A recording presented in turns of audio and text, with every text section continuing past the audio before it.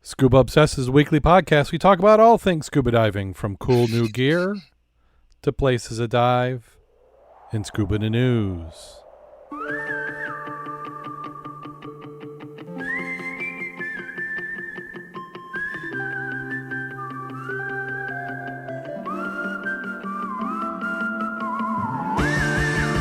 Scuba Obsessed episode 501 is recorded live July 1st, 2021.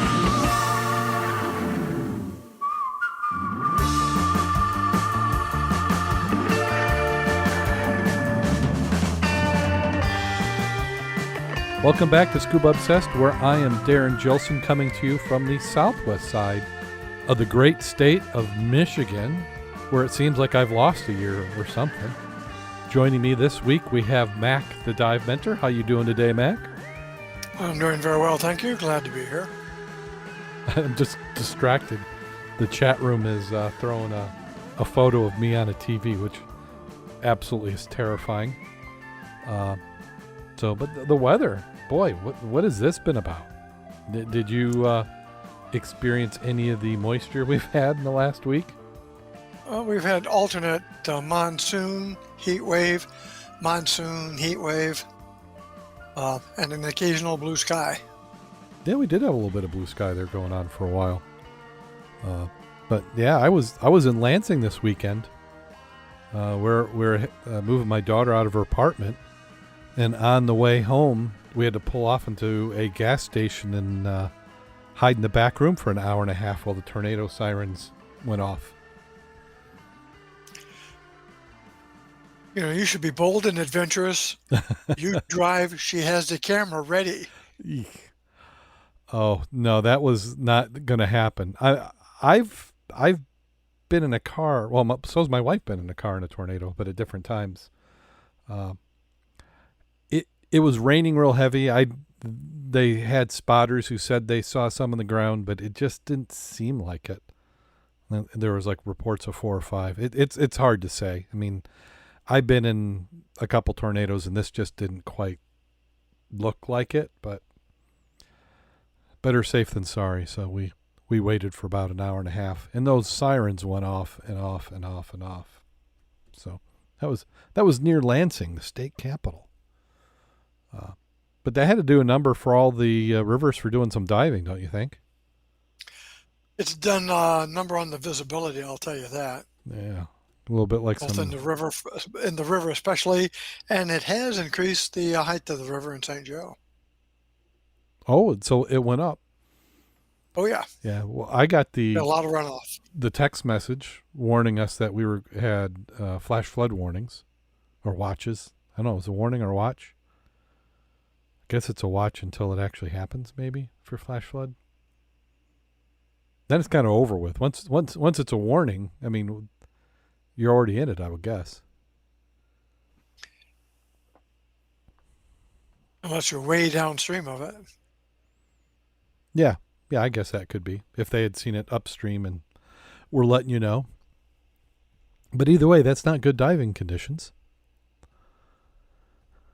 No. So I'd like to thank everybody who hung with us into the live stream today.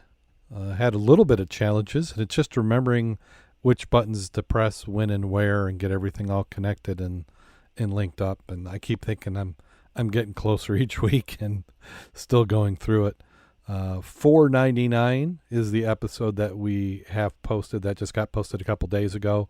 I'm currently editing 500. I have the video all lined up for that, and like to thank everybody in the Mud Club for stepping up and giving me permission to use some of their videos. So I was kind of running out of my stock video footage I had squirreled away, and was able to procure quite a few more. So we'll be looking for those. And then what I might even do is take bits of them, and maybe we'll do a little section to help promote some of these YouTubers. Not even necessarily YouTubers, but divers who've got some video out there might not get some eyeballs. So some nice shots. There's nothing quite like watching somebody's dive or perspective. And some of these, they had some amazing conditions when they did a dive.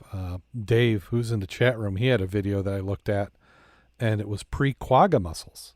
It was in the 90s. So we'll get that one on the intro one of these times. So let's go ahead and get started. We're going to jump right on into the news. And this is not the first article. I hit the wrong button. We're going to do this one first. I'm making it even more complicated. So our favorite kind of shipwreck, at what point does a wrecked vessel no longer be counted a wreck anymore? The Golden Ray. When it's not there. When it's not there, when all parts are gone. So even one Yeah. even one section will count as a wreck. But they've got it. They cut the third section is complete. The VB 10,000 crane vessel completed its cut around daybreak today of Section 3 Shipwreck Golden Ray in the St. Simons Sound, ending an 8-week ordeal stymied by the dense steel and brackets and massive internal fire. Cutting chain powered through 255 feet tall crane vessel broke through the top side of the half-submerged shipwreck around 6:15 a.m., said Coast Guardman Michael Himes, who we've heard from before. So that was good. I know that they were kind of concerned that they weren't going to be able to get through it, and they're going to have to. Last week we had talked about a little bit of blasting that may have gone on. So it's progressing. Section 3 began on May 16th, was interrupted on May 14th, did not resume until May 27th, and as we hear there, they finally got it done. Do they say what's going on next? What's the next section? I think they have one last section that's going to be there, and they're not quite sure what they're going to do with it. It's about a 200-foot section, I thought. Mm-hmm. Well, some of this, couldn't you take, because right now it looks like, in that photo, is that the section they've cut off and they're putting on a barge? Or is that what's left that they're cutting up? I thought that was the last section they were cutting up. Okay. Could be wrong, but that's what I thought it was. Yeah. So pretty soon we won't have that to talk about anymore. Now this is the one we were talking about. How's this for a license plate on your car? Scuba plates are going to hit the road in July. Texas has a plethora of scuba diving spots, but is largely unknown by non-divers. The Florida Gardens Bank National Marine Sanctuary is 100 nautical miles off Galveston Island. Roger, was that Vitetto, says people don't think they're good places to dive in Texas, so we want to make sure people are aware of the diving opportunities. He is the co-founder of the City of Houston's Underwater Mariners. Chum Houston Scuba Club, a nonprofit scuba diving club that sponsors the development of a specialty scuba diver license plate so it could create awareness and appreciation for the diving community. The plate will feature the image of a scuba diver along with the word scuba diver below and the license plate number, making it the only plate in the world featuring those words, according to Vitetto. I've been diving 20 years and people have been talking about having a scuba diving plate before I even started. When the pandemic hit, he said he took his time out where Scuba Club had means to spearhead the project. Texas Department of Motor Vehicles has 3 ways to get a specialty plate approved by the state. Anyone can register through My Plates, a TX DMV contracted business, through the TX itself, or through the state legislature. The Scuba Club submitted a request for the security plates with My Plates, which required a deposit of $6,000 once approved and at least 200 commitments to buy the plate. After the board gives its contingent approval for the vendor plate, My Plates offers the plate online for prepaid orders. If 200 prepaid orders are achieved within 6 months, the plate orders move into production and the prepaid orders are fulfilled. The entire process takes about 13 months. But he said the plate is expected to be on bumpers by mid-July. Find the myplates.com under the sports and outdoor sections. A small portion of the proceeds of the plate will go towards the Scuba Club. I know we had looked at that for the preserves, and I can't remember what we found out. I think it was similar, but that's a sharp-looking plate. It's a $6,000 bill too, trying to get that plate for 200 people. Yeah. So 6,000. So you got what? That's what, about $300 a plate? Is that what it is? No, that's Oh, to $300 get it. it costs per person to get the plate, not to mention then going through DMV. And up here, it's what, about $100 by the time you get title and all that on Yeah. a I car, just or just did that not last sure what the month. new Yeah. plates cost. Yeah. I don't know. I don't. I do the cheapest cheap plates I can do. I do add the endorsement for the parks because that's a good deal. I generally do, Yeah. just Yeah, and because. I've got it on all the vehicles because I don't want to have to keep track of which one's got the tag on it. And that's a Yeah, good reason for yeah, it. and it goes to the parks. They're finally releasing some of that money, by the way. A little side moment. Some of that money's going to get used. But yeah, it's a nice plate. Yeah. I get Mud Club Yeah, will look Mud really Club. good. Little diver on there. I mean, Texas, they have a nice outline. I think Texas and probably Texas, Michigan, and Florida probably have the three what I consider good state outlines. Maine's not too bad. You know, California, California. Yeah, long long and and lanky. lanky. Yeah, people recognize California, but you got some of them. I mean, Idaho's kind of recognizable. Yeah, you get some of them in there. Yeah, Indiana maybe. Yeah, some of them are only recognizable by people in and around that state. But the Mitten, everybody knows the Mitten. Of course, we ignore the UP. Then you got to kind of do the thing with two hands. There were some articles in the paper about that a couple of weeks What ago. about the UP being ignored in the? The Yeah, forgotten people, oh, forgotten they just part of call us Michigan. trolls down there. It ain't just the Mitt Yeah. people. Well, I mean, yeah. Try. I'll try and stay out of politics this week, but there's a lot of reasons why many of us are forgotten. Let's see here. There's. They call this one a pristine wreck. Mystery boat at Fort Stevens may tell many tales. The thing that sunk in the muck and sand in Trestle Bay looked like the lower jaw and teeth of a giant monster, like dragon's teeth from a story, Aaron Trotter thought. But as he walked across the water-emptied bay of Fort Stevens State Park at low tide, he suddenly realized he was looking at a wooden boat, tilted to one side, planks crusted in layer of marine plants and barnacles. Caspian 10 streamed and swooped over the flats. Back across the bay, people wandered. Was it wandered? Wandered? People wandered. With the curve of the beach, beyond them large trucks rumbled down the side road, carrying massive rocks to repair the nearby South Jetty. Everyone is oblivious to the discovery, the real-life shipwrecks and buried treasure delight Trotter was experiencing. The boat Trotter thought could be anything. Maybe it's a boat from an old shipwreck, maybe used in the making of the South Jetty built more than 100 years ago. Railroad trestles from the rail line that ferried large rocks the jetty still border one edge of the bay. Maybe it's an old fishing boat. Trotter, a Portland artist who sells his illustrated playing card decks at the South Market, prefers his shipwreck theory. I just wonder what the story is. The mystery, but some clues. For instance, it seems clear the boat is not. First, it's a new discovery. Mark, was it Setcher, who operated its Arrow tugboat and tour company out of Astoria, happened on the wreck several years ago when he's at Trestle Bay with his family. I found it, but never heard anything about it.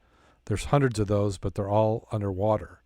Second, the boat is not a Columbian River gill netter, the type of commercial fishing boat that was once common in the river and used as salmon fisheries. Modern versions can still be seen working the Youngs Bay and Youngs River.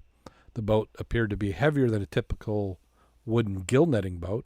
The early days gill netters had been built for speed. Let's see, do they ever get to it? So there's another photo.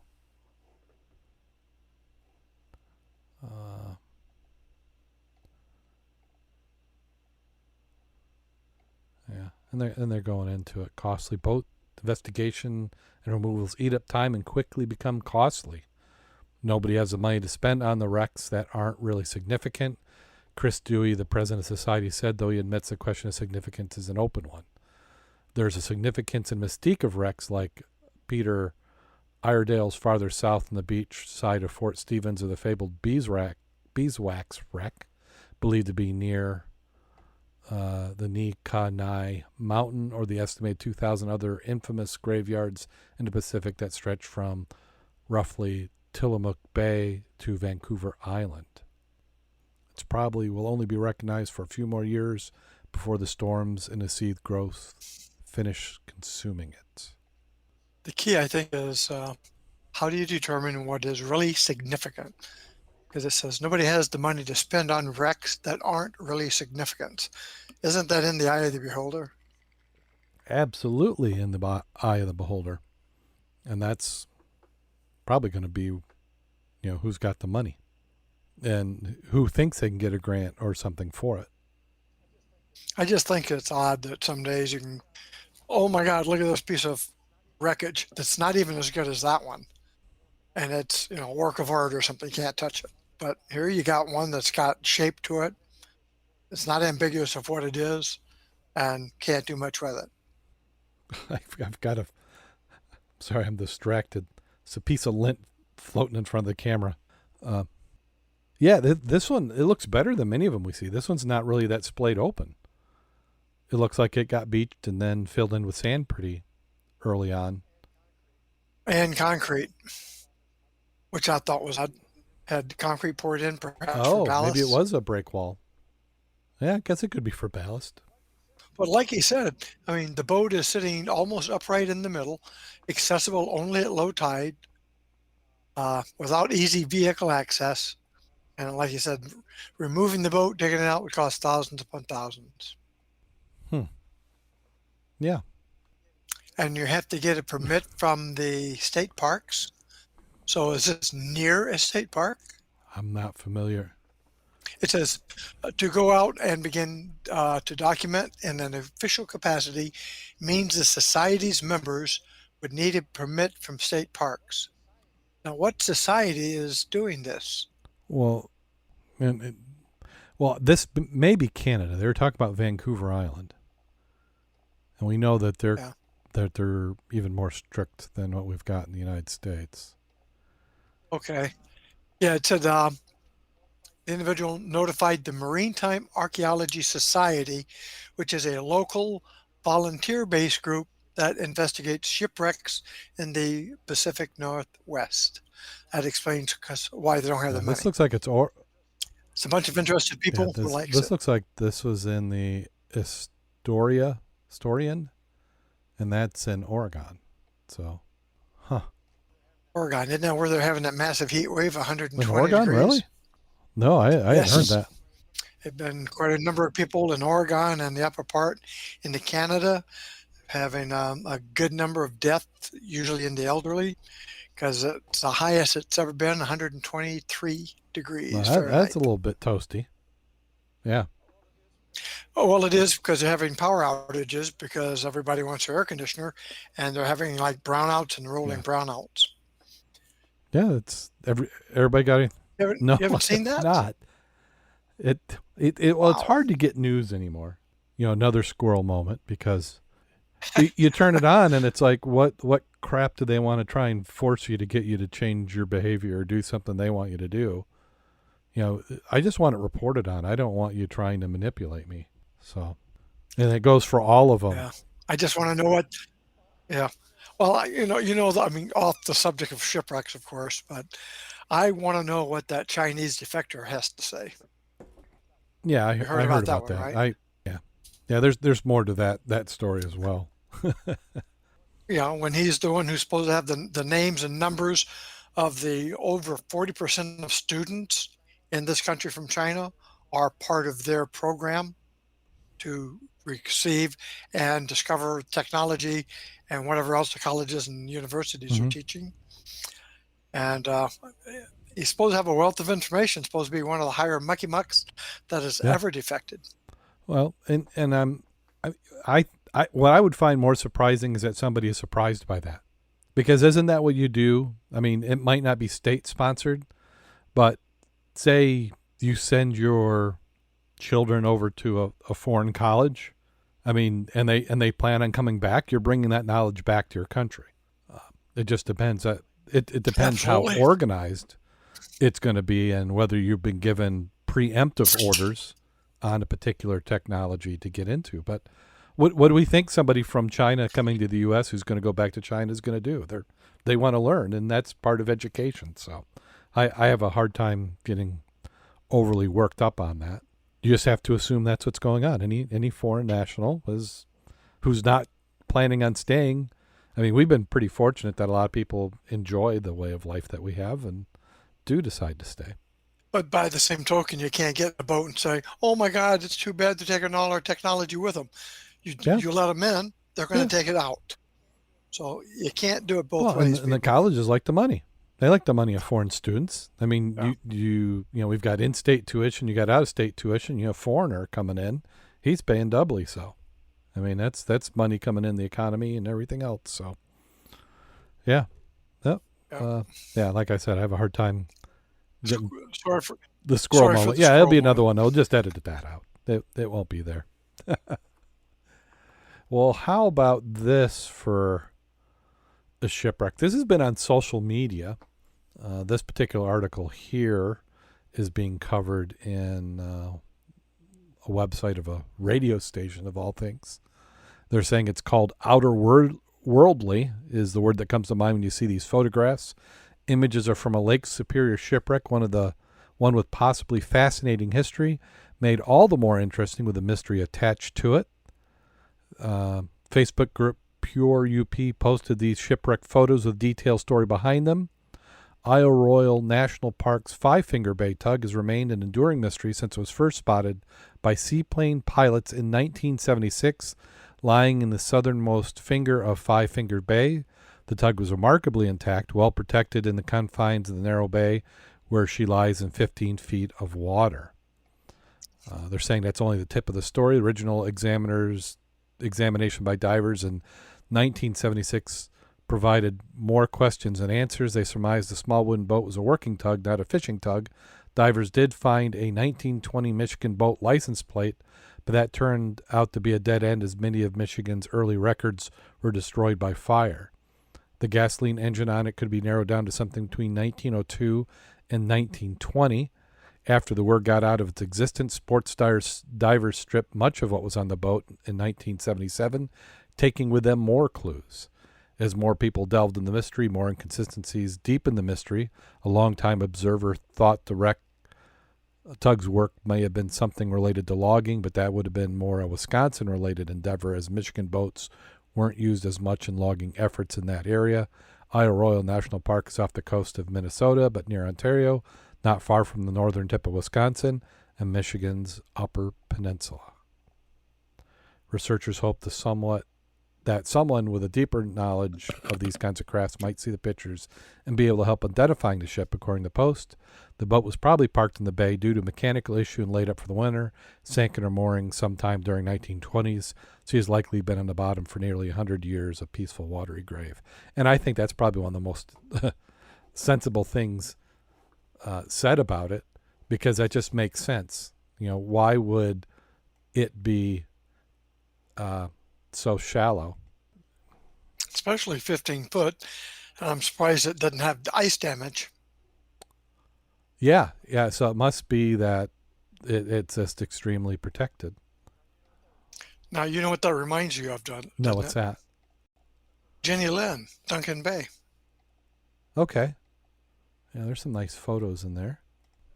Have you dove I don't think Jenny so. Lynn? Do you know if No, I have no idea. I'm just agreeing with you. It looks pretty much like this, only bigger. The cabin and stuff is still on it, engines on it. You can do a penetration if you were. You're not going to get lost in the penetration. I'll put it that way.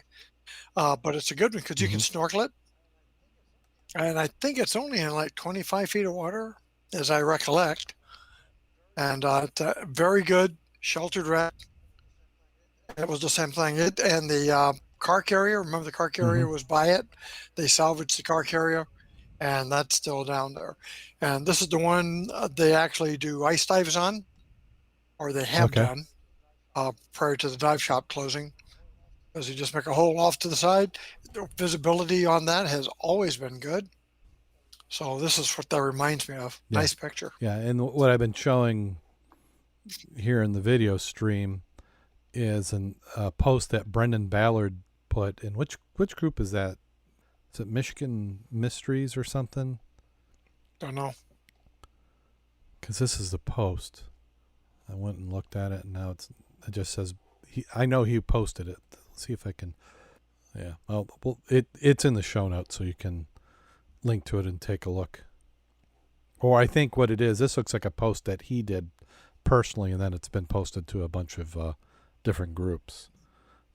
So what I'm going to do here is we've got another view of that wreck. And I love it when people do this sort of item. So you see that? So this is somebody did the photogrammetry, where they take the photos and they run it through software. And so that they're able to stitch together a 3D model. Yeah. And then before this show, we were taking a look at this, and was that a baseball bat on the back end? That could just be an artifact of the rendering, why it's white. Mm-hmm. Try not to move too quick, make somebody seasick if they're watching on their TV. But yeah, there's stuff in there. Nice scan. It looks like there's a box. Go right on in. There you go. I love that. That was great that somebody had taken the time to stitch those photos together. I gotta figure out how to clear this out. And then here we got one from Hawaii. And gosh, another name I'm going to slaughter. So I'm going to say a boat crew discovers parts of a shipwreck in Lalo from nearly 200 years ago. So it's the Polynesian Voyaging Society discovers the shipwreck. During a dive to survey coral reefs in the northwestern Hawaiian Islands, crew members made an underwater discovery, parts of the shipwreckage dating back to the 1800s. Crew found 2 large anchors, 2 pots at 20 feet deep during their trip, also known as a French frigate Shoals. The Polynesian Voyaging Society said the wreckage was believed to be from the Two Brothers, a whaling ship from Nantucket that sank in 1823. The ship was captained by George Pollard Jr., previously captained a whaling ship Essex, which inspired Herman Melville's novel Moby Dick. Pollard died in the Lalo shipwreck. The shipwreck was first discovered by NOAA in 2008, but the new find may add to mapping efforts. We're here to explore. It's exciting that our canoes are participating in the process of discovery with NOAA, said, I'm going to call N. Thompson, PVS President and Navigator. To feel like we're helping, contributing to the body of knowledge of the ocean in this place is a privilege and a gift to those voyaging these canoes. PVS said it would take another 2 years for NOAA archaeologists to return to Lalo and further investigate, documents, and verify the possible identities of the findings. All I'm seeing is this one anchor. They didn't have a whole... I looked at a few articles and I didn't find much more than this. Looks like the anchor on Mac's wreck. It does. Yeah, very much. You got the flutes, the bar, and that's just a little bit different there at the top. But yeah, more similar than different. Yeah. Yeah. Which would make sense. There, this is probably a little bit older, but not a lot. And then how about this? Even people a long time ago weren't lucky in the water sometimes. 3,000-year-old remains in Japan belong to the world's oldest known shark attack victim, study finds. While conducting a study on prehistoric person-to-person violence, the University of Oxford researcher J. Alicia White and Rick Schulting, Rick Schulting, studied remains from the Japan's Tsukumo site, an ancient burial ground for fishers, hunters, and gatherers near Seto Island Sea. Among the remains first excavated in the early 20th century are now housed at the Kyoto University, which is partial skeleton of adult male with around 790 bone gouges, fractures, and other traumatic lesions. Researchers believe he lived during the Yeoman period, roughly between 10,500 BCE and 300 BCE. That's only a 10,000 year spread.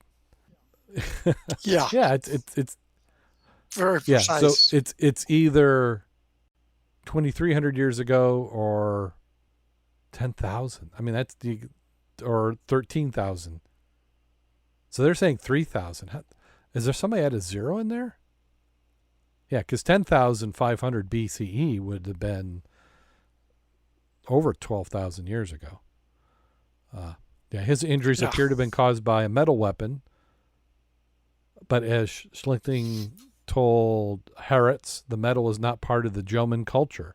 After deciding the man probably hadn't been killed by a person other than the area's land predators, researchers came up with another theory, shark attack.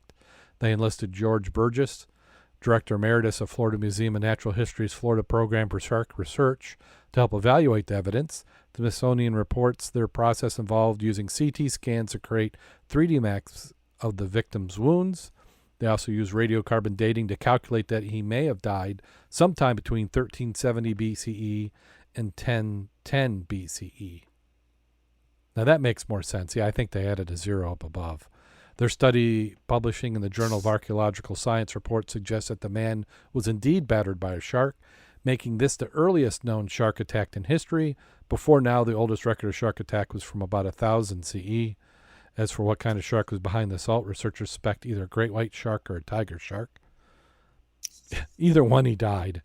They may have some ideas about the circumstances of the attack, too. They think the man was alive when the shark targeted him, partially because his left hand is missing, suggesting he tried to defend himself. He may have been fishing with companions to explain how his remains got salvaged and buried. He may have been shark fishing, so it's possible that the sharks arrived on the scene after smelling other fish's blood. Well, we'll certainly never be able to confirm those details. The discovery of such an ancient shark attack is significant enough on its own. Shark attacks were and are extremely rare. There are on average about 10 fatalities recorded each year in recent times, with human population much larger than that of 3,000 years ago.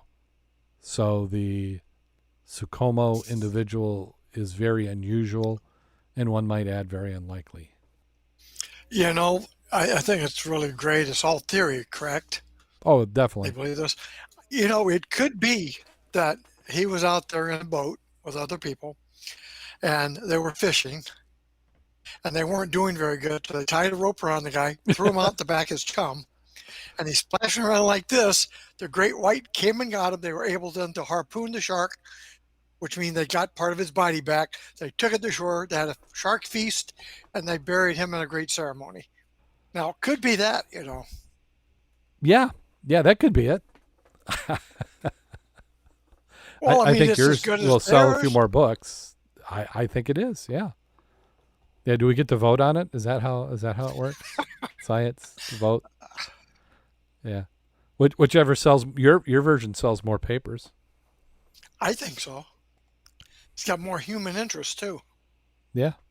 You know, I mean, and after the guy, you know, half of them got bit off. They brought him back. You know, like a Viking burial. They put him down there, had a shark feast. His name is in history. Hey. Of course, 10,000 years ago, it's sort of lost by now. But yeah, we do the same thing with hunting. You get the guy to go in front, and then the guy in the back shoots him. I mean, it's kind of the same thing. generally, that happens, but that's accidental. Or so they say. Generally. Yes. Well, yes. Who's going to, you know, the dog did it. The dog did it. The dog did it. Well, that's happened before, you know. I Guy went over a fence, left his gun, pulled it back. The dog grabbed it, and boom. That's bad. Bad dog. Man's best friend. Yeah. Yeah. Don't do that again. Now, how'd you teach him to do that? Yeah. Lots of training and peanut butter. So we had teased this a couple years ago. Gosh, a couple weeks ago. And didn't end up talking about it, so I thought I'd bring it up now. But we have both Kevin and Amy have been in the news. Seems like for the last 2 or 3 weeks, they've had a couple different stories. Yes, different So places this one- too. Yeah, this one was on Channel 3, which is a local station here in the southwest part of the state of Michigan, out of Kalamazoo. And they did a nice video spot. We're not going to play the video. We got links in the show notes if you want to go and listen to it.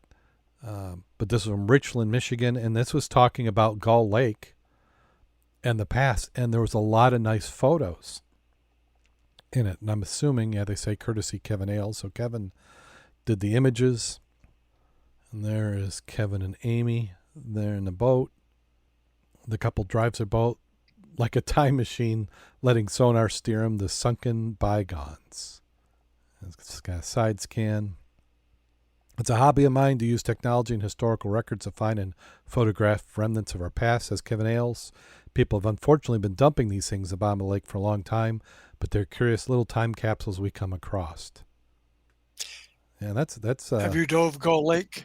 Oh yeah. Yeah, go. Have you dove the south end of Gull Lake in the Bay Area, where a lot of the boats are housed? Yeah, I've back in the day. They used to have a turkey dive out there. That's where our turkey dive came up that we associate with. There, they used to float turkeys 4 foot off the bottom in that bay. Mm-hmm. And that bay has got stuff like you would not believe, like these pictures. Yeah. The ones with the railroad wheels. Mm-hmm. Yeah. Wonderful stuff. And I dove out there with them before. And, we always go to Paw Paw for looking for stuff. If you really want to have some fun, go there. Yeah. Yeah. I dove in that Southern Bay with Bob and Kurt one season. And there was I hate saying a steamship, but it may have been. It was upside down boat. It had a prop out the bottom. Mm-hmm. It seemed almost like a glorified canoe, but it would have had some sort of engine. And that was the big exciting thing to see in that spot.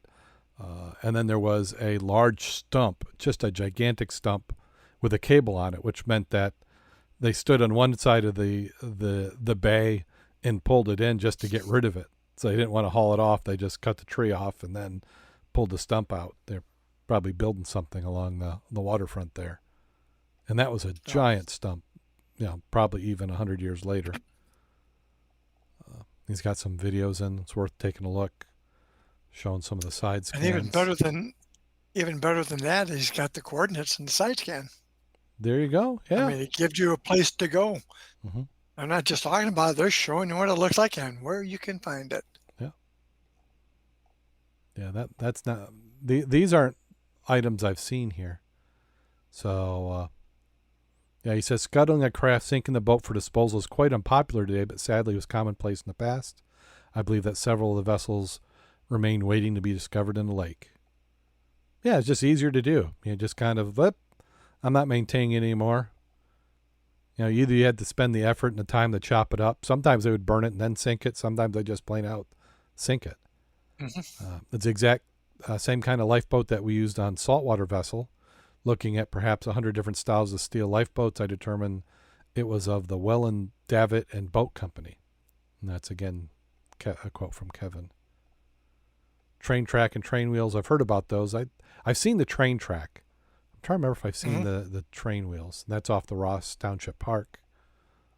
This is a popular in the area. It's one of the first dive spots many people do when they're taking an open water class.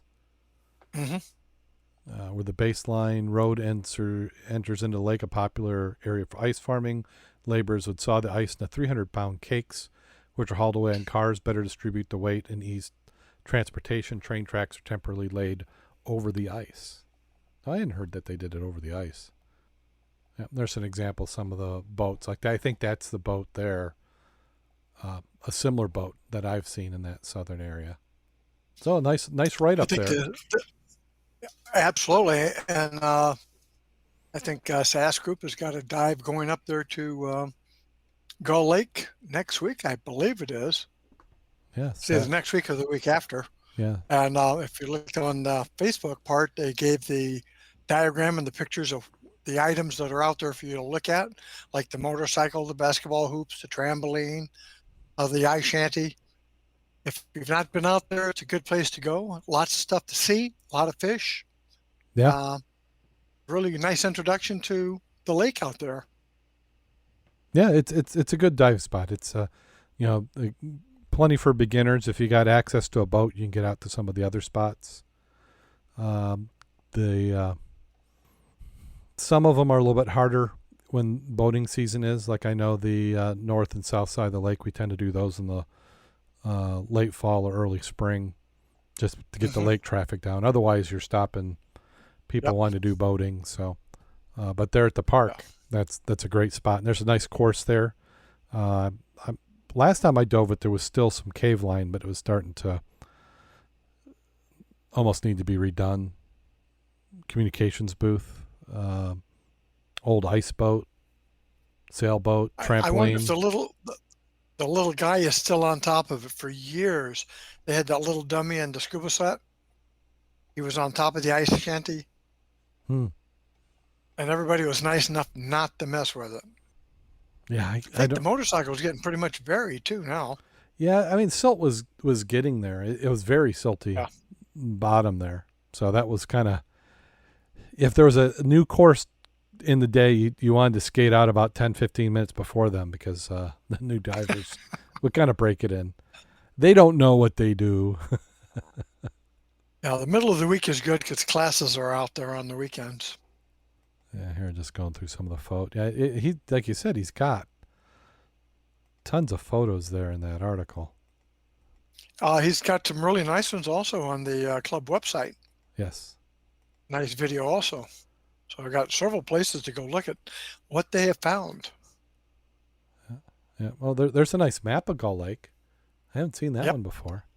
I love old Yeah. maps just like that. I mean, I think they're like art. You know, those, somebody drew that. You know, and then the lettering of the title. Somebody took some time and did that. I think on that same area they've got Lake 16. Mhm. They've also got the pathways laid out for that. You know, from the platform out to the different boats to the cars and the trails. Yep. That's another good place. Other than it is dark, it is deep, and you can get into Deco Hmm. by going the whole pattern and coming back out. Yeah. Well, and as we said earlier in the show, people have given me permission to use their videos, and I've got some nice videos that people have done of Lake 16. So what I'm going to do is make a folder with some of these pre-set up. So when we bring up Lake 16 or something, we'll be able to play some of these videos in the background, so people can get an idea. Yeah. The thing I remember of Lake 16 the most is if the novice goes down, looks around, and he gets to the big stop sign that says stop. If you're not prepared for the other half of the trip, meaning air, cold, light, it's a good thing to go back now. Yeah. Yeah. It's symbolic and actual. That's Yeah. because it's what some of the spots down there are 80 feet and deeper in Lake 16. Yes. For a little inland lake, it gets quite deep. And if you get off the line and you kicked up the silt, it's not fun to be lost at 80 feet, not being able to figure out where you're at. You're going to No. wind up going topside. Yeah, you're going to want to float a surface marker buoy and come on up, because it's going to be Yeah. it's going to be. There's been times where you can dive that 8 different times and see 8 different things. I mean, with the cave line, at least you can kind of go, oh, I've done that, and take a different path. But there's quite a bit on there. It's a nice lake. It's our blow off dive. So you do a nice early in the season dive there, and then whenever you get blown off the big lake, you regroup there at Lake 16. And that's our primary spot for ice diving because you got all that's to look at. Plus, it's deep enough. You're not going to muck up the bottom on an ice dive. Oh, yeah. As a matter of fact, that's where we had the class this year. Yeah. Unfortunately, sometimes, because they do allow motorboats on that lake, and it seems like once you get that silt stirred up, visibility takes a while to settle down. And that was if I understand, it was a mica mine that they were mining mica. Call it mine or open pit, I guess, maybe more accurate. And then I've got another article up on the screen. This one was just from a few weeks earlier, and congratulations to Kevin and Amy for their wedding. And that's what this article was talking about. That was intercut between, them doing vows and talking about shipwreck diving. So, and then they talked about the wrecks that Kevin and Amy did some research on at the Mackinac Island, the Dolphin and the Prosciutto.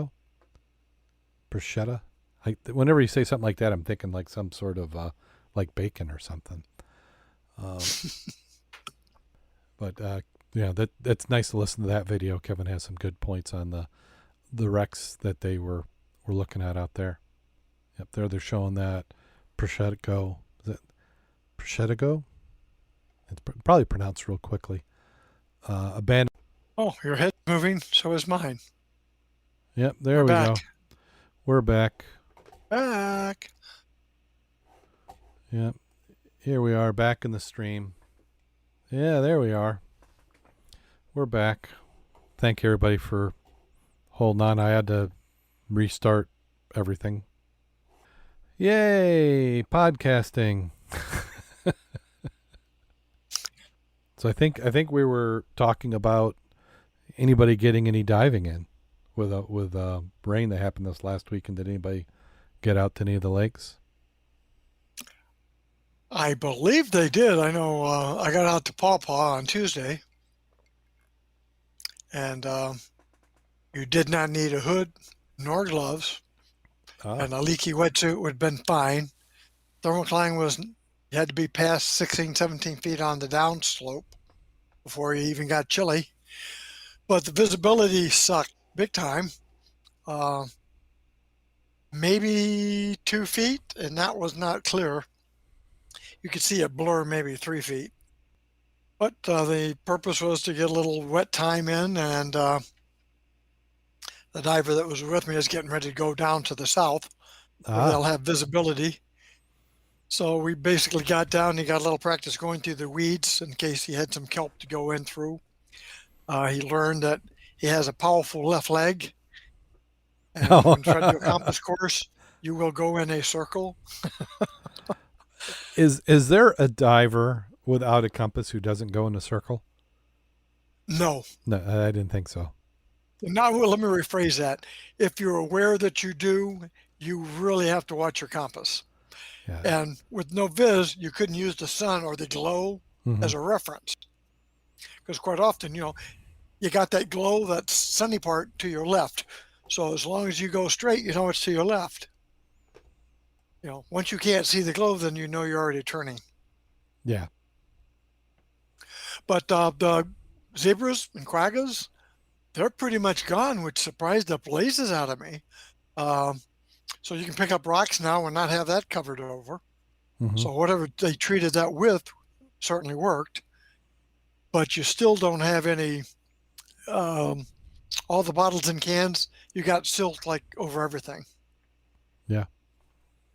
Well, Dave said that he got to dive in the Detroit River. Yes. And I got to fix the Discord chat. That's being hidden. I'd like to hit the Detroit River because you got 100+ years more history in the Detroit River. Plus, you got some nice bottles over there too. Miss that kind of stuff. It had some nice quarries over there too, especially around Monroe. Yeah. You know where the Raisin River is, right? Monroe area? Yeah, vaguely. I mean, the battle cry, remember the Raisin? Do you remember that? No, seriously. I don't. That sounds like a bakery show. Remember the Raisin? Yeah. Yeah. Yeah, there was a big massacre there many years ago in a different war.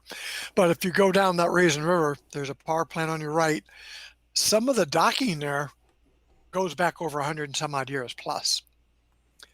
There's so much boat traffic, the only time you can really look at it is during the winter. But once you get out there, the silt in that part of the lake is if you had a boat there, you're not going to know it. It's going to be covered over 10, 15, 20 foot of silt. God, just think if conditions ever change and the silt starts going the other way, what you'll find. Yes. Be very nice. Yeah, if you had the ability to do, just to kind of dry out a section of the river and just spend a season going down. Digging, yeah. Oh yeah. You could date things just real easily. I know when that can was. I know when that bottle was.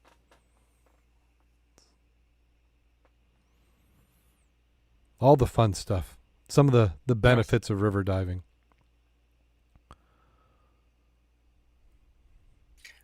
I think the rain really inhibited a lot of people getting wet this way, other than getting wet from the rain, inhibited a lot of diving. And again, the runoff is excessive right now. Yeah, crazy But amount. we'll see. Maybe this weekend. There's some talk of getting on the Havana. Yep. Yeah, so we are coming up on the 4th of July holiday weekend. So uh, some people have, I think Monday's the holiday. Some people are taking, tomorrow off, which is a Friday, and then Monday. So some long weekends out there. I love it when 4th's on a weekend. Well, you can see the big difference on the COVID aspect because you go into Myers down here, and now you maybe have 5% of the people wearing masks. Mm-hmm. Um, the library's opened up. It's if you want to wear one, go ahead and wear one, but they're not required now. Well, I see a big picture of my turtles. You said you saw a big picture of your turtles? Well, I see you, and then suddenly you went away. My whole background is there, and the picture of the turtles in the back. Yeah, I was thinking of we need a product that the podcast sells to make money. And I was listening to a show today, and out of a bet, he had come up. They did that kind of a joke, and he came up with this idea of a fragrance called Dead Turtle. And I'm not sure that's going to go over really good. and well, that's what the guy who writes the material for him said. He said it's not going to go over real well. So he set up a website. He's selling the bottles of the Dead Turtle uh, perfume, or whatever you say it in French. Smelly stuff. But 50 bucks a bottle. It got picked up on some Reddit or chat, and he was having hundreds of orders. And he says, guys, it was a joke. He says, I actually am making it, but so I was thinking that's what we need to do. If we were going to do some sort of scents, I think that Neoprene. would be neoprene. Bottle That one. neoprene. I think neoprene. I think beach surf. A mixture of rotting seaweed and fish. I think that's a scent that we could do. You've got dive boat exhaust. I think would be a good one. Yeah, you can make special necklaces with golf balls in the middle. And golf balls. Yeah. So we get a merchandise line. Some swag. Who else has the dirty old golf balls? Around their neck. Yeah. We could come up with some thing that what they do for you. Gosh, I wish I hadn't thought about it. Dive boots in the sun, Derek says for a scent. Yes, that is a that's a nice Wetsuit one. in the trunk of your car in the summer that you Yeah. may have urinated in. Yeah, that's what I was thinking. It's like we should have two versions. That's a big strong one. Yeah, urine and no urine. Yeah, because a little bit of urine you've rinsed off can ferment quite handily on your way home in a car. Yeah, especially in the trunk. Yeah. Hot day. Yeah, nice one. Yeah. So, yeah, if you have any ideas on that, drop us a line. We'll come up with them. So I was thinking, do you make them accurate smells, or you just do that as a name? Do you just rebrand some perfume and that just happens to be the name? Because, good marketing. You can sell anything. Well, if you had a pet rock, you can certainly do this. Yes. Yeah. Everybody under 40 has no idea what a pet rock is. That or a hula hoop. I think people know what a hula hoop is. True, but how simple is that? A hula hoop was really simple, yeah. So it was a pet rock. Yeah. Oh, and I remember that. I could remember, yeah. But that one wasn't exclusive enough. It didn't take too long before everybody kind of had jumped on the craze and gotten it. Yeah, I don't think the essence of scuba is going to go very far, though. I mean, for gag gift, maybe, but that's about it. Well, that I was don't think you're going to attract the opposite sex with dead turtle essence Dead turtle. or anything like that. No. Well, that's what I was thinking. We almost needed two lines. You needed like a gag line. Because you've always got that thing, you got the dive buddy and you just want to get him something. Or maybe it's like two-sided. Maybe it's like it's a bottle where it's got both scents in it, and you spin the top and you never know which one you're gonna get until you spray it. Rotting seaweed, that's another nice one. Okay, do you have a dive safety story for the week you'd Well, like to? actually, I do. Considering that we had been talking about that young lady who passed away, where that lawsuit is for $12 million.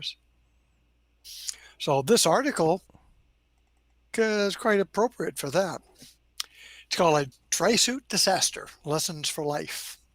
Lack of training leads to fatal accident for new dry suit diver.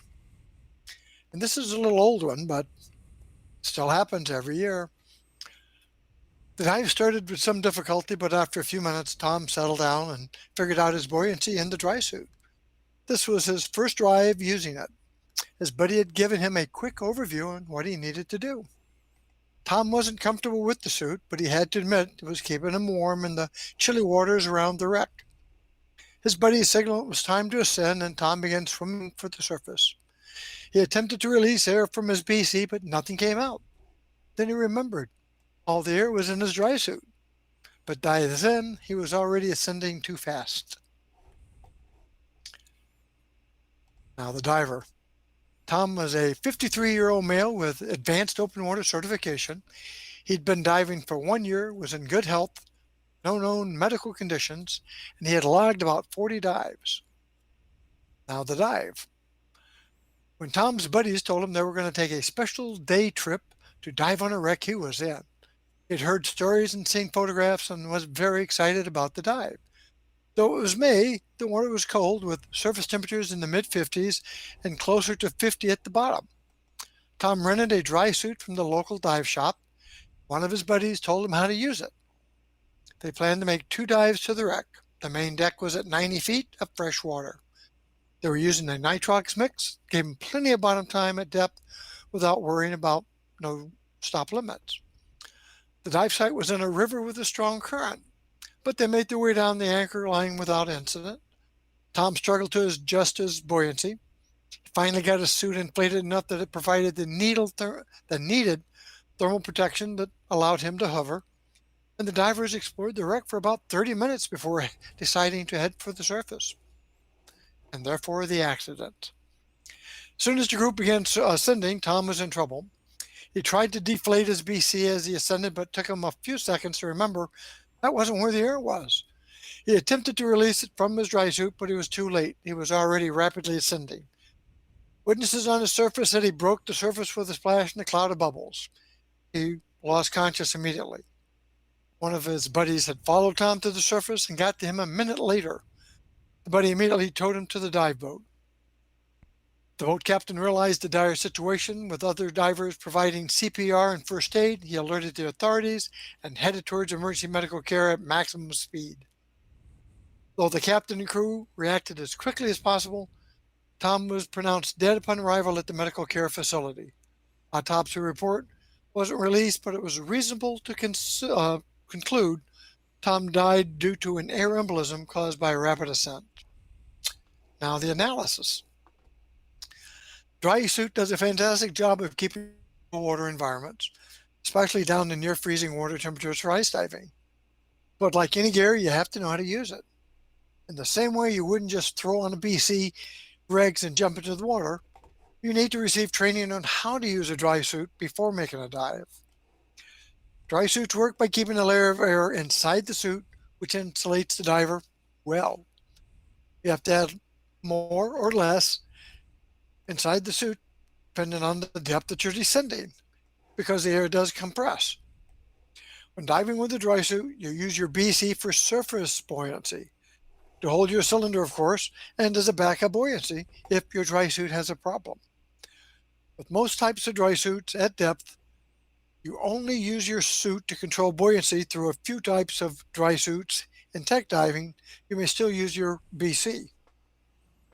Witnesses said on the boat that Tom didn't seem comfortable with his dry suit before entering the water, even though one of his buddies coached him throughout the setup. When it came time for the ascent, Tom's training and muscle memory kicked in. Began swimming up, rinse release air from his BC, which did not accomplish anything. It was only then he remembered the air release from the suit using the valve on his shoulder. But by that time, the air in the suit was already expanding. He was rapidly ascending. General guidelines for the normal ascent are 1 foot every 2 seconds, 30 feet per minute. By those standards, Tom needed about 3 minutes to ascend from 90 feet to the surface. He made it in 6 seconds. Tom immediately lost consciousness on the surface, combined with a rapid ascent. This textbook description of an air embolism begins with lung overexpansion injury. The air in his lungs expanded so rapidly it tore a hole in the lung and escaped into the lung cavity. The pulmonary barotrauma to his lungs allowed that expanding air to enter his circulatory system. The only way to prevent or avoid this situation is to follow your training. You need to make a rapid, continuously ascent if you have to. Keep that airway open, exhale all the way to the surface. Key item, you may have panicked just like Tom did, or assumed he did, in struggling with his gear, because the ascent was so rapid, it is questionable that he even had time to vent the air from his lungs, even if he'd been trying. And if they calculate it was 6 to 9 seconds, probably not. Lessons for life is basically seek training from a certified dive instructor in equipment techniques that are new to you and practice them in the shallow waters. That's some good tips. I think as much as anything, even if you did not have a dive suit class, which a lot of the older guys never did, we also didn't stop or start with doing 90-foot dives. No. We started out with unisuits, and we started at Paw Paw Lake. And you learned real quick, even in 15 and 20 foot, about your buoyancy control, and that stayed with you. Yeah. Yeah, and you've got to be smart about it. As we've said before, you're your own best advocate. And if you're having a hard time controlling your buoyancy, you need some more practice. That will come with time. I mean, you could say if you don't get your buoyancy under control, then you probably need to, find a different sport. But it varies on person. I mean, I know some people who just are almost naturals, and within a few, with less than a dozen dives, they got pretty good buoyancy. But for me, it took to about 50 or 60 dives, and I felt like I was okay. Then about 100 to 150, I'm getting to where, okay, now I'm okay. And then you get to where you're at 200, and then you go, okay, now I'm okay. Or now my buoyancy is pretty much automatic. But you can goof it up. I mean, you can do 1,000 dives and still goof up your buoyancy. Especially if you're not using a dry suit. Yeah. Just a simple thing of going to the pool next time. At 12 feet, you're going to exhale on the way up. But burp your suit, get some air in it, and see how quick you can go and hit that dump valve. Yeah. And you're going to be surprised how much trouble it takes and how fast you go, even from 12, 15 feet pool. Yeah. Yep. And control the variables that you're changing. You don't want to make a whole lot of weight changes and gear changes all at once and not know how it's going to act. And even if you are on a good line or even a chain, and you start to inflate your BC, or your BC starts going out of control, like your purge button didn't work and your inflator free flows, you can hold on that chain, but you can't hold on to enough before it's going to rip you out and you're going to go up. Yeah. And I know with my mitts, I cannot disconnect my inflator hose. Yep. Well, and then learn the different dump valves. A rookie diver may only know the one inflator, but like if like I call it the butt dump, that valve on a BC, I can dump a lot more air out of that than it seems like the regular inflator. My understanding is if in your regular BC that you have the auto inflate, Mm-hmm. if you start to have a free flow, my understanding is you take it and hold it straight up, hit the dump. Mm-hmm. That will help minimize it because it'll go back out as opposed into your BC and out one of your relief valves. I have not tried that in the pool, so Yeah. that might be a good exercise next Yeah. time we have access. That'd be a good one to try. Yeah, because you're supposed to be able to dump it as fast as you can put it in. Yep. Good point. And talking about BCs, though, this weekend I had an occurrence on mine. I'm getting down there and going like this, and I can hear the, but my BC is not inflating. On the surface, I got some inflation a little bit. So I immediately considered, hey, it's working. When I'm down at the bottom, I did that and I can hear it coming out, but I'm getting nothing in my BC. And I'm in 6, 7, 8 feet of water. You know how we are on the bottom? Mm-hmm. Came back up, and the fitting right at the valve, not the valve, but the relief valve, the hose went up to it. That fitting actually broke. So every time you put air in, it went right out. Had I been deep, that would have not been a fun thing if I had needed to use the BC to get back up. Yeah. Yeah. Derek in the chat room was talking about that he just moved to a dry suit. He says his undergarments make such a difference to the lead that he needs. And he also needs a lot in salt water. And that's something that we didn't bring up, is that if you're going from salt water to fresh water, that certainly affects your buoyancy. Yep.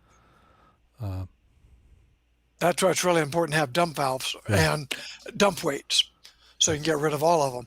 But my BC, I have packs in the back with weights to help distribute it out. But yesterday, just for the fun of it, I got rid of all my pouches, my extra weights in the pocket, Mm-hmm. and I could still go down because I did not have gloves, did not have a hood. Yeah. It sort of surprised me that with no weights on and my BC except in the back, I could actually still go down.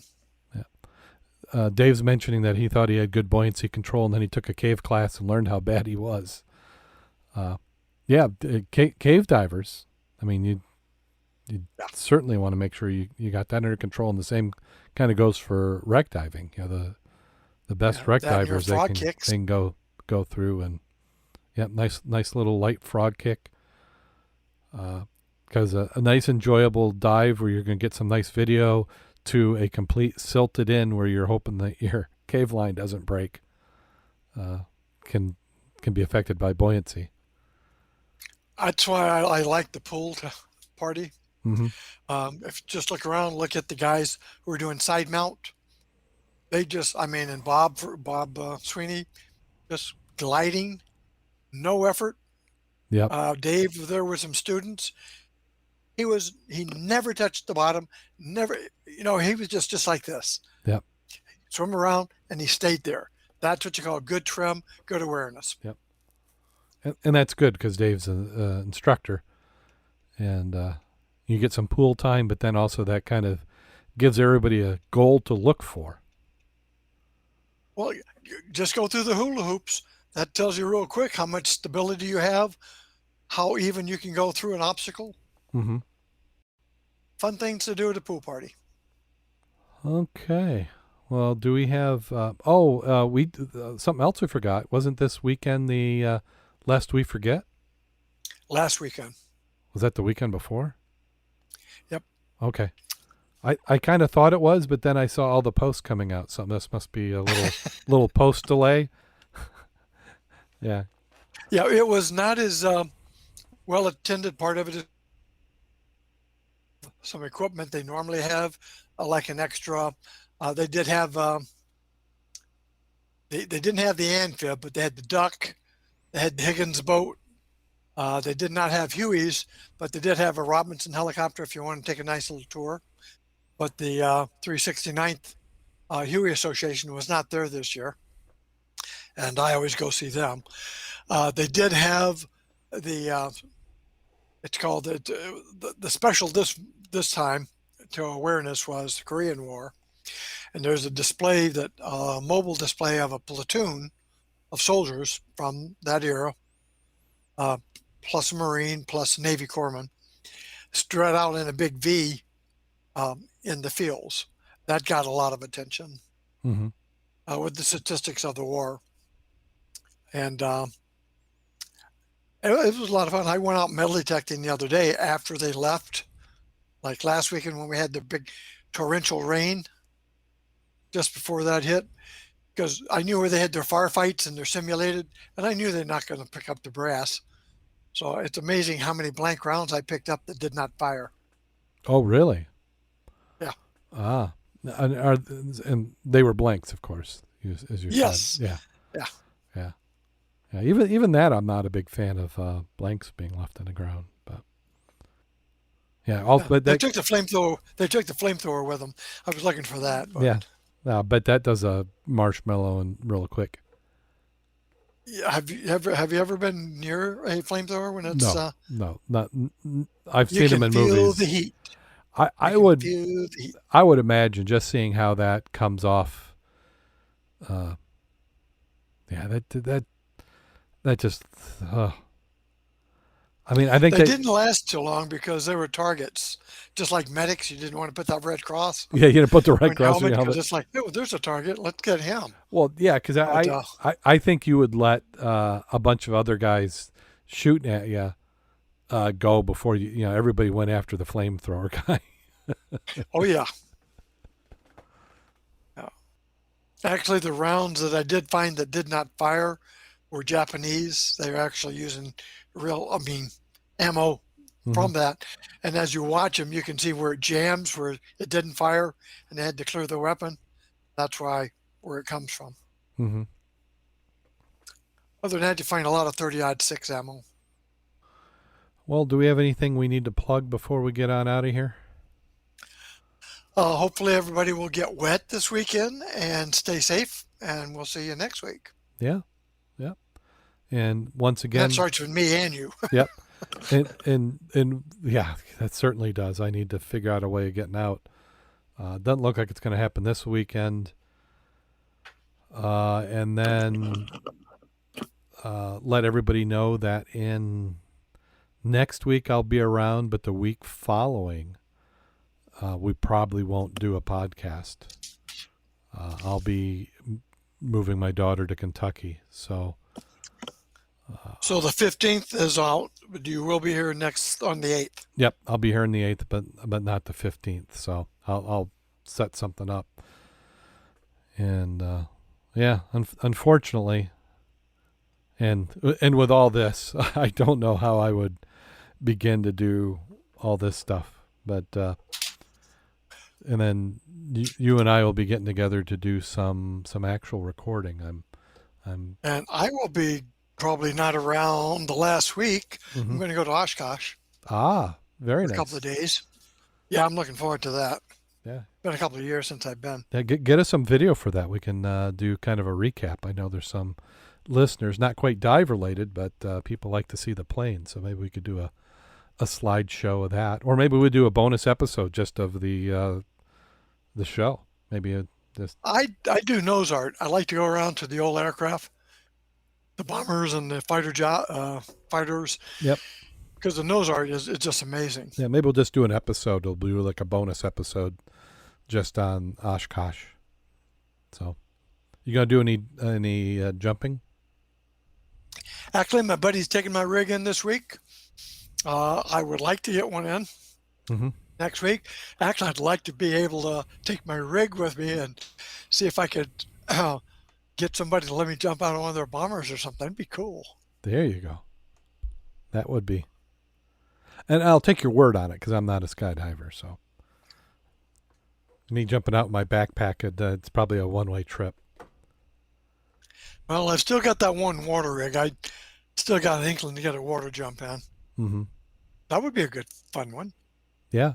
I thought I was going to have an article today on they had one that was talking about skydiving and scuba diving, but when I looked at it, it wasn't somebody doing both. It was just two examples of extremes, is what the article was. So it's like, darn it. Well, we had talked about that, but it takes a little monetary funding if you want to do it yourself. There's a group here in Michigan that actually, because they knew that I dove and jumped, and we brought up the thing about, well, we could always do a skydive onto the Havana, hit the water, go immediately into scuba, dive the shipwreck, and then come on back up. And they were all for that, but their funding was limited also. Mm-hmm. That's not inexpensive to do, but damn, I'd like to try that. Yeah. Yep. But that takes a lot of support from the surface. I mean, you got to have several boats. If you're smart, you have a guy in a wave runner with a diver on the back as your safety. Because I've jumped at Paw Paw, but it's a lot different if you're talking the big lake and you're talking then going down to dive on a wreck. Yeah. Yep. So So if anybody's got money and wants to pay for that, hey, we can plan that sucker. yeah. Yeah. Well, once again, I'd like to thank everybody who's been listening and downloading. We certainly could use your support. We are on the new host. I'm working through some issues that they had with migrating the data. So some of the older episodes, formatting's wrong. And with 500 episodes, that's a lot to have to fix. So I'm not real excited about that. And then there's a couple features that the new host doesn't have that we had before. So I'm trying to get them to commit to fixing them, or I may have to move again. So we're seeing. So yeah, we'll just have to see how it goes. But if you are enjoying the program, we certainly appreciate that support. If you go to Patreon, you get there by our website, www.scubaobsessed.com. Click on over to our Patreon link. $3 or more gets you early access to show notes, and we'll eventually start doing some exclusive content. If you can't do that, we certainly understand. And if you could just give us a review if you think we deserve it. 5 stars helps out on your platform of choice. And also, we have starting to do YouTube. So if you've just been listening to the audio podcast, make sure you check out our YouTube channel. Do what everybody says, the like and subscribe. It lets other people know about it. We had a pretty good uptick on YouTube traffic just in the last week. I'm kind of getting the hang of the YouTube thing. In fact, Mac and I, at the end of this, will have to do some funny faces because that's what gets people to look. I usually do take some of the individual shots where we're probably not looking the most professional, and then I superimpose some goofy item on it. Because what happens when people are going to the videos, you get a recommended video and somebody goes, I don't know what they're doing, but it must be fun. And then they click on it. So, so that's some of what's going on. So are you ready, Mac? Absolutely. Okay. 2 lions plan their escape from the circus. The night they get out of their cages and they see a lone clown stumbling back from town, drunk, not a soul in sight. Since they're going on the run, they decide to catch one, the last meal before they hit the road. As one lion gets a bite of the leg and the second takes a bite of the shoulder, one stops and asks his companion, "Does this taste funny to you?"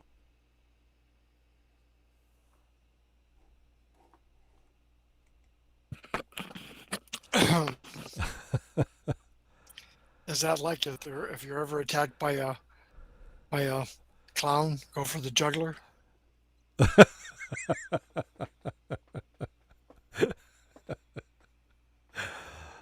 Oh, yeah, I think it's exactly like that.